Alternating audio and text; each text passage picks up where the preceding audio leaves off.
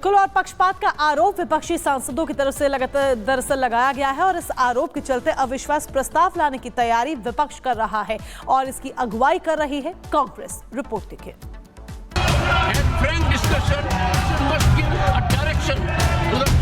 आरोप लगाने की बजाय नहीं, आरोप नहीं, इम्पार्शियलिटी बार कहते हो कि मैं सर पॉइंट आउट कर रहे हैं आप। खतरे में है जगदीप धनखड़ की कुर्सी। जॉर्ज सोरोस के मुद्दे ने सोमवार को राज्यसभा में इतना जोर पकड़ा कि कांग्रेस को सभापति जगदीप धनखड़ के खिलाफ अविश्वास प्रस्ताव लाने के लिए मजबूर होना पड़ गया। धनखड़ और विपक्षी गठबंधन इंडिया घटक दलों के बीच तल्ख रिश्तों के बीच कई विपक्षी दल उन्हें उपराष्ट्रपति पद से हटाने के लिए प्रस्ताव संबंधी नोटिस देने पर विचार कर रहे हैं। Section or the other is a challenge to our very existence. विपक्षी खेमे की ओर से दावा किया गया है कि अविश्वास प्रस्ताव पर करीब 70 सांसदों के हस्ताक्षर हो चुके हैं, जिनमें इंडिया गठबंधन की तमाम पार्टियां शामिल हैं। सूत्रों के अनुसार धनखड़ के खिलाफ अविश्वास प्रस्ताव का तृणमूल कांग्रेस और समाजवादी पार्टी ने भी समर्थन करने का फैसला किया है। कहा जा रहा है कि जगदीप धनखड़ ने जॉर्ज सोरोस के मुद्दे पर जिस तरह से रुख अपनाया, उससे कांग्रेस नाराज हो गई और सभापति के खिलाफ अविश्वास प्रस्ताव लाने का मन बना लिया। सत्ता पक्ष की तरफ से जॉर्ज सोरोस का मुद्दा उठाए जाने के बाद कांग्रेस के नेतृत्व में विपक्ष ने भी अडानी समूह से जुड़ा मुद्दा उठाते हुए प्रधानमंत्री नरेंद्र मोदी और सरकार के खिलाफ नारेबाजी की। नेता प्रतिपक्ष मल्लिकार्जुन खड़गे सहित कांग्रेस के कई सदस्यों ने सोमवार को धनखड़ पर राज्यसभा की कार्रवाई के दौरान पक्षपातपूर्ण रवैया अपनाने का आरोप लगाया, जिसके बाद विपक्ष ने तो जगदीप धनखड़ पर आरोपों के तीरों की बारिश शुरू कर दी। मेरा यह आरोप है कि माननीय सभापति महोदय ने घोर पक्षपाती ढंग से संचालन किया है और हम उसकी निंदा करते हैं। जो चेयरमैन साहब है वो अंपायर होते हैं, वो निष्पक्ष होते हैं। नेता प्रतिपक्ष को मौका नहीं मिला बोलने का, सदन के नेता को बहुत सारे मौके मिले और चुन चुन कर सरकार बीजेपी के जो सांसद हैं उनको बुलाया गया कि बोलो आपको क्या बोलना है। अडानी जी का संदेश आ गया, हाउस नहीं चलने देना है, जिससे अडानी और इस सरकार का भ्रष्टाचार उजागर न हो सके। हाउस नहीं चलने देना है, जिससे अडानी और इस सरकार का भ्रष्टाचार उजागर न हो सके।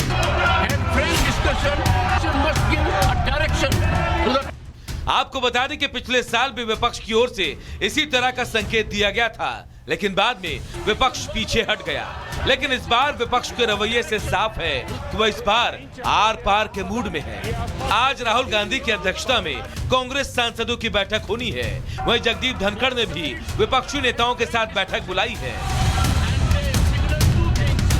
हालांकि विपक्ष के इस वार का असफल होना तय माना जा रहा है, क्योंकि सिर्फ एनडीए के पास ही राज्यसभा में 115 से ज्यादा सांसद हैं। ऐसे में विपक्ष कितना कामयाब होगा, ये देखना दिलचस्प होगा। Bureau report, Republic Bharat. तो चलिए आगे बढ़ते हैं, बात संभल हिंसा से जुड़ी करते हैं, क्योंकि मुद्दा लगातार सुर्खियों में बना हुआ है और पुलिस लगातार एक्शन मोड में नजर आ रही है। बिल्कुल, देखिए समाजवादी पार्टी के एक नेता पर एक्शन लिया गया, घर के आसपास सर्च अभियान चलाया गया और उस दौरान जो चीजें बरामद हुई उसको लेकर के सभी लोग हैरान हो गए। क्या कुछ मिला है आपको इस रिपोर्ट के जरिए बताते हैं।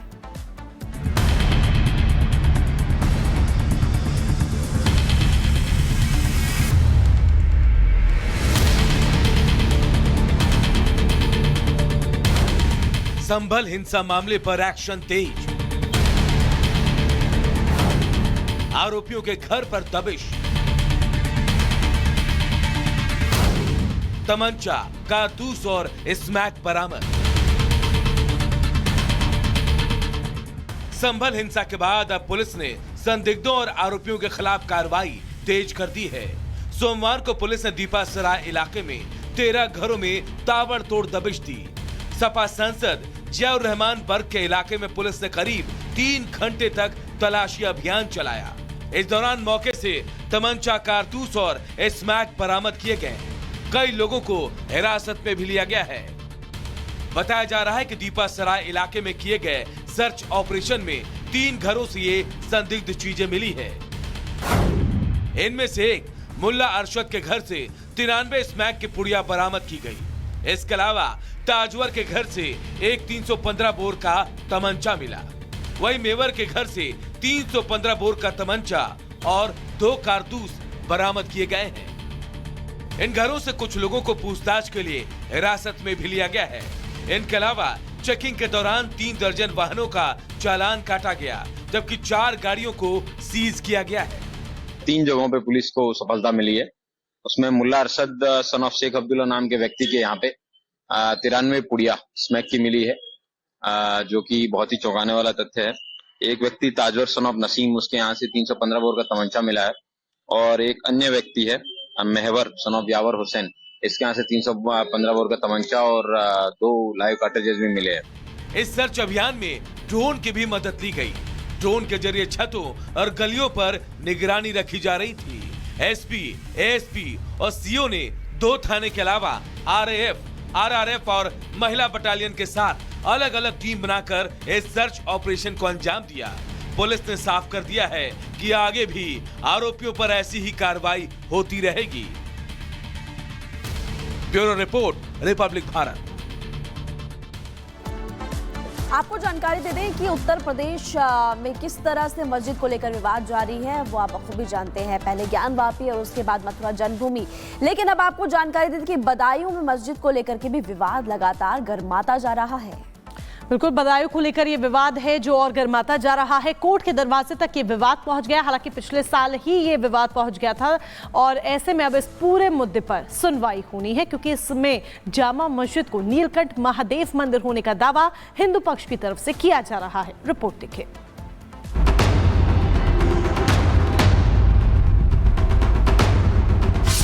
बदायूं में मस्जिद मंदिर पर घमासान।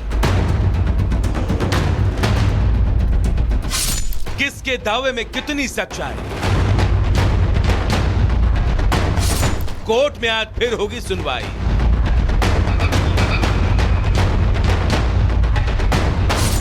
जामा मस्जिद या नीलकंठ महादेव मंदिर। उत्तर प्रदेश के संभल मस्जिद का मामला अभी शांत भी नहीं हुआ है कि बदायूं में भी एक ऐसा ही मामला सामने आया, जिसके बाद बदायूं का माहौल गर्म है। बदायूं की जामा मस्जिद को लेकर हिंदू पक्ष का दावा है कि यहां पहले नीलकंठ महादेव का मंदिर था। ये मामला फास्ट ट्रैक कोर्ट में चल रहा है और आज फिर इस मामले में अहम सुनवाई होनी है। इससे पहले 3 दिसंबर को इस मामले पर सुनवाई पूरी नहीं हो पाई थी। जानकारी के मुताबिक बदायूं के सिविल जज senior division fast track court के जज अमित कुमार के कोर्ट में यह मामला विचाराधीन है। सरकार के पक्ष की तरफ से बहस पूरी हो चुकी है। 3 दिसंबर को हिंदू पक्ष की याचिका पर मुस्लिम पक्ष ने अपनी बात रखी। अब आज की सुनवाई के बाद तय होगा कि मामला सुनने योग्य है या फिर नहीं। कोर्ट में मुस्लिम पक्ष के वकील अनवर आलम ने कहा, यह मामला सुनने योग्य नहीं है। हिंदू महासभा को इसमें केस दायर करने का कोई अधिकार नहीं। जब ये खुद कह रहे हैं कि मंदिर तोड़कर मस्जिद बनाई गई, तो जाहिर सी बात है वहां पर मंदिर का अस्तित्व नहीं है। इन्होंने वादी नीलकंठ महादेव को बनाया है, जबकि वादी प्रत्यक्ष व्यक्ति होता है। वह हिंदू पक्ष के वकील का कहना है कि ये ऐतिहासिक और पुरातत्व सर्वे की इमारत है, इसीलिए इस पर वर्शिप एक्ट अप्लाई नहीं होता। 1493 खसरा नंबर में पूरा किला आता है। किले के बीच में नीलकंठ महादेव का मंदिर है, जिसमें तथाकथित जामा मस्जिद बनाई गई है। इस मामले को लेकर 2 सितंबर 2022 को कोर्ट में याचिका दाखिल की गई थी। पिछले 2 सालों में कोर्ट में तारीख पर तारीख लग रही है। अब आज वो फैसला आ जाएगा कि ये मामला आगे सुनवाई योग्य है या फिर नहीं। वहीं इसको लेकर सियासी सरगर्मी भी तेज होती दिख रही है। भड़काऊ भाईजान ओवैसी भी इस मामले में कूद पड़े हैं। उन्होंने एक्स पर लिखा, आने वाली नस्लों को एआई की पढ़ाई के बजाय एएसआई की खुदाई में व्यस्त कर दिया जा रहा है। यूपी के बदायूं की जामा मस्जिद को निशाना बनाया गया है। आपको बता दें, कि बदायूं की जामा मस्जिद देश की प्रमुख मस्जिदों में से एक है। यह मस्जिद अपने समय की वास्तुकला का श्रेष्ठ उदाहरण है। दिल्ली के बादशाह रहे इल्तुतमिश ने 1210 में इसकी नींव तब रखी थी जब वो बदायूं का सूबेदार था।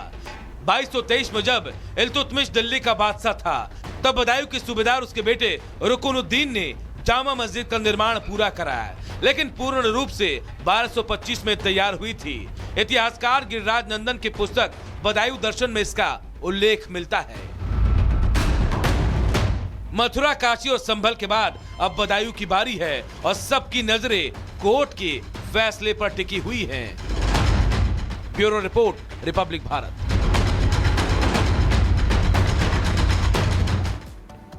और चलिए आगे बढ़ते हैं, बात मुंबई की करते हैं। खबर मुंबई से है जहां पर एक भयंकर सड़क हादसा सामने आया है, जहां पर एक बस ने 6 लोगों को रौंद दिया। बिल्कुल 31 लोग घायल बताए जा रहे हैं और कहा यह जा रहा है कि बस का ब्रेक फेल होने की वजह से हादसा हो गया। कुछ तस्वीरें और अपडेट आपको इस रिपोर्ट के जरिए बताते हैं।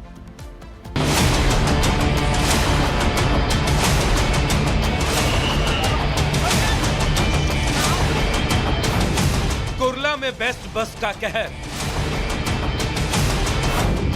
सड़क पर मौत बांटती बस, एक झटके में 6 लोगों की गई जान। महाराष्ट्र की राजधानी मुंबई में एक बड़ा हादसा हुआ। कुर्ला इलाके में एलबीएस रोड पर एक सरकारी बस ने बाजार में भीड़ को रौंद दिया। इस हादसे में 6 लोगों की मौत हो गई तो वहीं 31 लोग घायल बताए जा रहे हैं। हादसे के बाद मौके पर चीख पुकार मच गई। आनन फानन में पुलिस टीम मौके पर पहुंची और घायलों को भाभा अस्पताल लेकर गई। सोमवार की रात बेस्ट बस कुर्ला इलाके के एक बाजार में अचानक घुस गई। बाजार में तेजी से बस को आते देख लोगों में चीख पुकार मच गई। बस ने कुछ लोगों को रौंद दिया तो वहीं कई गाड़ियों को भी टक्कर मारी, जिसके बाद लोग बस की चपेट में आ गए। एक तेज रफ्तार मुंबई की पीईएसटी बस ने करीब 100 मीटर तक जो है वो तेज रफ्तार से आई और काफ़ी सारी गाड़ियों को जो है अपने जद में ले लिया, जिसके कारण करीब 25 लोग जो है उस बस की जद में आ गए और जिसके कारण जो है 25 से 30 लोग जो है वो घायल बताए जा रहे हैं। इस हादसे के 2 सीसीटीवी फुटेज सामने आए हैं। इनमें से एक में साफ दिख रहा है कि बाजार में भीड़ है और लोग अपने काम से आवाजाही कर रहे हैं। 2 युवक बाइक खड़ी करके बात करते हैं, तभी बेस्ट की ये बस तेज रफ्तार से आती है और एक युवक के साथ कई लोगों को अपने चपेट में ले लेती है। इसके बाद पूरे इलाके में भगदड़